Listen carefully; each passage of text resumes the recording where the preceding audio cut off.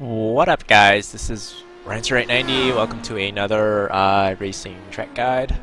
Week 9 of the Verizon IndyCar series. The mixed license road oval series. We'll be heading back onto the road courses at VIR, Virginia International Raceway. I think that's how you call it. I should have researched that. Anyways, this is a track where not a lot of people have, and I didn't have until like a couple weeks ago when I started to practice, like pretty much right after Mid-Ohio bought the track. So if you thought Mid-Ohio was a tough track, VIR is going to be a bit more challenging. So lap times for me is around the 131s, 132s. It's a very tough track to get consistent at just because of the amount of elevation changes, the amount of spots where you can basically just screw up. So Indy cars do not race at VIR in real life. I don't believe they have ever had, whether it's the old IndyCar series under USAC sanction, or kart/champ car, or the series that started in 1996, that IndyCar series. I don't think any of them have raced here. Series that have raced here, however, include IMSA. I think it's just IMSA, I'm not too sure. Maybe some other club events. So. But yeah, it's a very fun track to drive. I don't know if it'll get driven in real life, but most important thing is to just stay within the white lines. On iRacing, it probably has developed a bit of a reputation as a very tough track to drive, and a track which historically has had low participation regardless of what series it participates in. So participation might not be the best, but it's a very fun track to drive, and yeah. In terms of the braking, I mean, not in terms of the passing zones, I don't think there really is an awful lot. Maybe turn 1. Oak Tree Bend would be a Hail Mary for a pass. Probably can't really go there. Whether you like it or not, VIR is probably a track where you're probably going to have to deal with the aero push from the car ahead of you. Mid-Ohio was pretty bad, and VIR will probably be equally as bad. So, yeah, turn 1 is probably maybe the safest, and even that's not really a great place to pass, and we'll talk about that after. So turn 1 and probably the pits if you can. I don't know if it's an undercut or an overcut, since we have not raced here in 2 years before I even raced IndyCar. So yeah, I guess we can. Enough rambling, and let's go on to the lap. Not a great lap, but it's a lap. So I'm going to start this lap from the last corner of the track, and unlike Mid-Ohio, I'm just going to shut up and just let you guys have a look at it.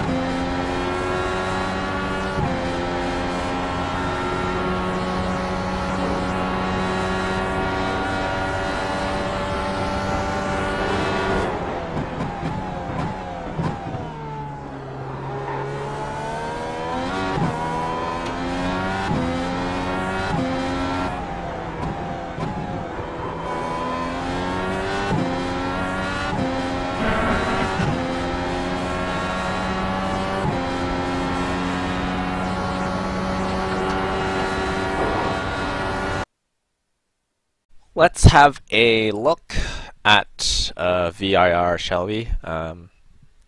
Disclaimer, I'm not the most consistent guy here, but I can try and keep the car on the track.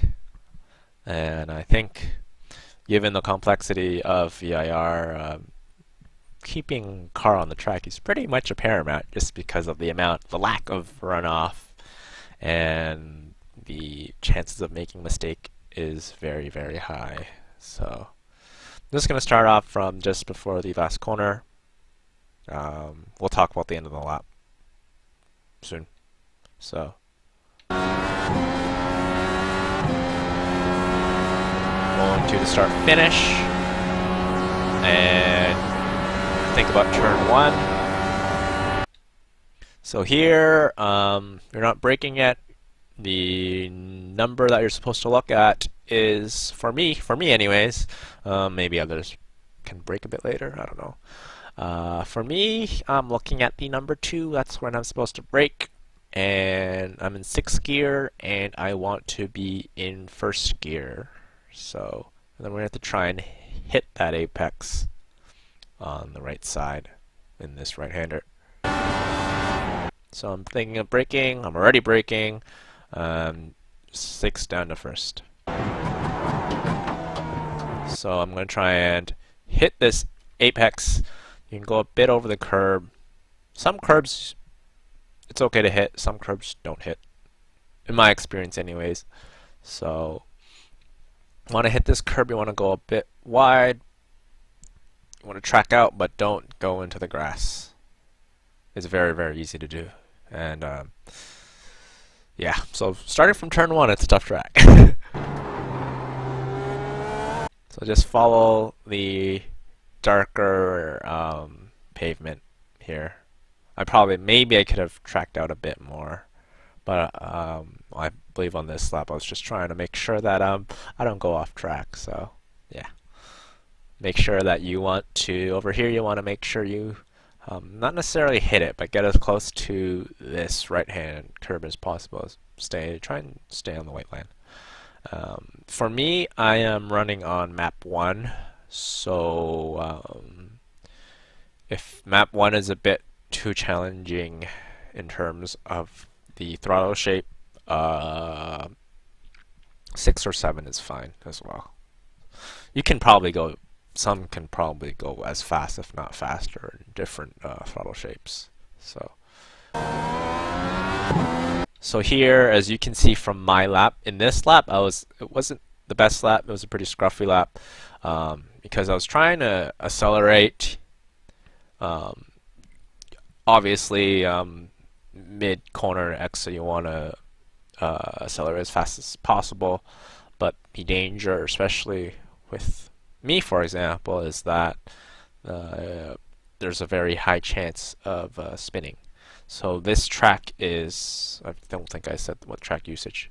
It's a moderate track usage. I believe I put it at 45%. So if you're a bit scared of the wheel spin in 1st gear, then just short shift into 2nd and be nice on the throttle. That should be fine. You might not be as fast, but you won't spin off the track, which will lose you a lot more time. So let's go on.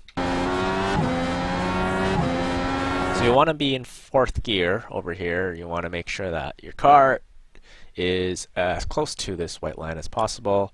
It's a very deceiving corner. Past the apex of this left-hander, you want to downshift from 4th gear, which I'm in, down to 2nd. So yeah, over here you're wanting to downshift into 2nd, and you want to make sure that you make this next left-hander. Had a bit of bobble there. So here, this is actually a pretty easy spot to actually overshoot. When I started, I overshot it a lot. So around here, for me, it's more of a feel for me. I'm not exactly sure which what I'm looking at. I'm just saying. I'm just thinking. Right before the edge of the tire is the edge of the left side tire is towards is at the curb to the left. You want to be downshifting. So you hit this because it's very narrow. So here, this is another deceiving corner. Here you're going to have to just hit the white line to your right and short shift into second. Some people, depending on your setup, that might have to short shift into third. Third for my setup is just the revs are too low, so I just short shift into second. And do not hit any of the curbs in the S's because your car would launch into the air. And yeah, that's your race. So I'm kind of over here. Maybe other people can hit the curves, but with this setup, I generally want to just touch the white lines on the curbs without actually hitting them because yeah, it's not very good with my setup, which is a deviation of 3 other setups. so make sure that here, after you short shift into second, you run maybe 50% throttle. Just make sure that you follow the corner, and because if you try and gas it too much, you're gonna go into the grass, and that is bad. So just follow the corner's profile. So you're going from second, third, fourth, fifth, sixth. You're going flat out here. You're going flat out here. Don't worry, you can do it. Go flat out here. Go flat out here. Here is the corner where I struggled with a lot when I started. And if you just start with this track, you're probably going to struggle a ton as well. So I do not have, you will have to brake in time, downshift from 6th to 5th. And to be honest, for me, I'm just going by feel because there is absolutely no nothing I'm really looking at. I'm just trying to it's down to me literally YOLOing it, for lack of a better term, because that's kind of what I do every lap, and it works half the time. So maybe we can analyze it together through this video where I am actually braking and downshifting.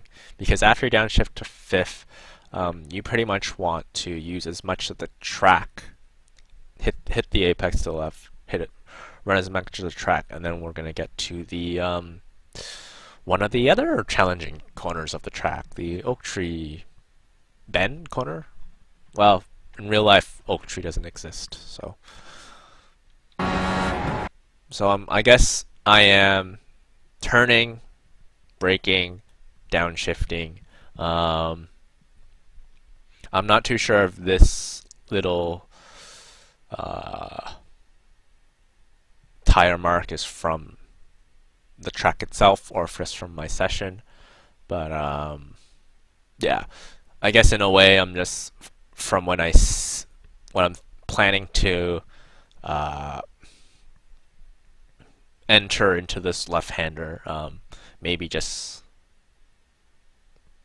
count, let's say count 1, 2, 3, and then turn in your mind, and then yeah, I think counting in your head is probably not a bad idea if you're not too sure what brake marker you want to do, because the speed is going to be similar. It's just making sure that you have a nice rhythm, and it'll help with your consistency. I usually do that at Sonoma actually because of the lack of brake markers. So back onto VIR, 6th to 5th brake, turn, trying to hit this apex, and scrub a bit of speed, and then after you hit it, you want to go full throttle. You want to make sure that you use as much of the track to the right and go. If you're scared of going full throttle, 80% is okay. I admit that I don't go full throttle every lap because I don't want to wreck as well. I know I'm saying that there's a lot of opportunity to wreck in this course, mainly because I'm just saying that the chances of going off track is very high if you make a mistake. So just trying to give people who might want to race this week heads up that you're going to need some practice here in order to succeed. Well, not even succeed, just to finish. So I didn't use much track there. So here, the corner where I am, the number which I'm planning to brake in is number 2. So this, the oak tree is far to your right. It might be off screen right now. This section, like most of the track, I'm not 100% sure how to take it. I'm just utilizing intuition. We're gonna be going from so here I'm just gonna say 5th to 2nd. You want to turn at the 2. You want to hit this apex here. You're going to want to after you hit the apex, move guide the car all the way to the left without going off track, obviously, and then you're going to have to make another sharp right turn. Maybe let the car roll a little bit, and then that's basically the oak tree corner, and then you want to gas it. Yep. You want to make sure you see the curb on the left side. I didn't use the whole curb. I'm honestly not sure if you use the whole curb, or because I kind of in this lap I kind of stay towards center left of the corner. You want to make sure that you're guiding the car onto the right curbs. Obviously, you don't want to hit the tire barriers. Don't put too much gas until after post apex, and then you can just gas. Make sure you try and for this corner. I usually hit the curb, and it's not that big of a deal, so I think you can hit it as well. So here, make sure that after you hit the curb, if your steering wheel is not straight, you will spin. So straighten your wheel as quick as possible. I did not, in this lap, I did not use the whole track. I probably didn't arc the car enough through the entire corner. That will probably lose you some bit of time. But if you're just new to the track and you're learning, just like I'm learning every time I'm learning the track, it gives you a bit of a leeway in order to make sure that you survive the corner. So here's straightforward. You're trying to go as fast as possible, and I'll tell you when to brake. Straighten the car, full throttle.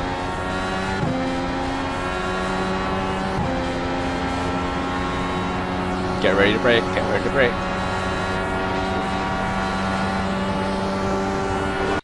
So here you're going to have to bypass all the numbers. And then here you're going to see this left turn sign. This is a very deceiving corner. If you brake too late, you will go in the grass. You will fly somewhere. I don't know where you're going to fly to, but if you're lucky, your race won't be over. If you're starting out, brake a bit before the left turn sign, for lack of a better term. And then once you get a bit more confident, you get a bit more knowledge of the track, then just creep up, brake, and then maybe you can brake right after the sign. So If you're starting out, brake before, gain more confidence, brake at the left turn sign. Then once you figure it out, brake after the left turn sign, but before this line. Because if you're braking where the grass ends over here, you have waited too late. And maybe someone can do it, but that person isn't me. So you're gonna have to go from start turning, make sure you hit this apex to hit this curb to the left. Don't touch the curb. Maybe you can, but I can't, and I don't want to risk it. And so stay as close to the white line as you can. You were in 6th, so you want to once you're going uphill, and you want to make sure that you're in 3rd gear, so that when you're downhill, you'll be shifting from 3rd to 1st. So this section is probably the section where I'm actually a bit slow at. So, but as I said before, just better be safe than sorry. So right before that uphill, I'm shifting from 3rd to 1st already. I am looking at, I'm staying at the center of the track, but turning my wheel to the right in order to hit this curb apex to the right. Try to be a bit allergic to the curb here. If you hit it the wrong way, your car is going to be launching, and then there's those tire barriers right in front of you to stop you. But that's another DNF. So if you're going to hit the curb, hit it right, because I'm not touching that curb. Actually, I am touching that curb, but I'm making sure that I don't take the curb too fast. I touch it a little bit. So here, follow the curb. Follow the corner. The darkened part is, of course, the racing line. Here, I am short shifting into 2nd, just to make sure that I don't get too much wheel spin. And then we're almost on the lap. so short shift in 2nd, use 3rd. Use as much of the track here. Maybe I could use a bit more. I think these curbs are safe for the most part. Don't quote me on it, but if I were to run the track again, I would probably go a bit closer to the curbing. So here you're gonna go from 3rd down to 4th. When you right before you go downhill on this left-hander, this complex, I guess you can call it kind of a roller coaster turn. Just because of the amount of peaks and valleys in these set of corners. So you're going to be in 4th. You want to downshift back into 2nd. Maybe if you're too scared of wheel spin, go into 3rd. Really depends on the person. That's kind of how I learned the rhythm of the track. So 4th. So here I am slowing down. I am using a little bit of brake here. Not a whole lot. I'm not a heavy braker. So this is a bit like 20%, making sure that you just get slowed down enough to be able to downshift from 4th to 2nd. And then there's that final right-hander, and then you're almost done the lap. So here, after you shift from 4th to 2nd, you want your car to the right, as close to the curb as possible. Once again, sometimes I hit the curb, sometimes I don't. It's just that the curbing kind of unsettles the car a little bit. Here you're gonna, afterwards, past the apex, you're gonna have to want to accelerate and just go as fast as possible. Because that's pretty much the lap. Hit the curb, well, go as close to the curb here, hit this one, and that is a lap of VIR. So, hope you enjoyed it. Hopefully I gave a decent description of the track. It wasn't the cleanest of explanations, I guess you could say. But hopefully the video helps you a little bit. I did touch the curb in there. Yeah, it's a tough track, but once you kind of figure it out, it becomes a lot of fun, and kind of downright addicting sometimes. I was really slow through that uphill, downhill, left. So yeah, setup will be posted on the forums.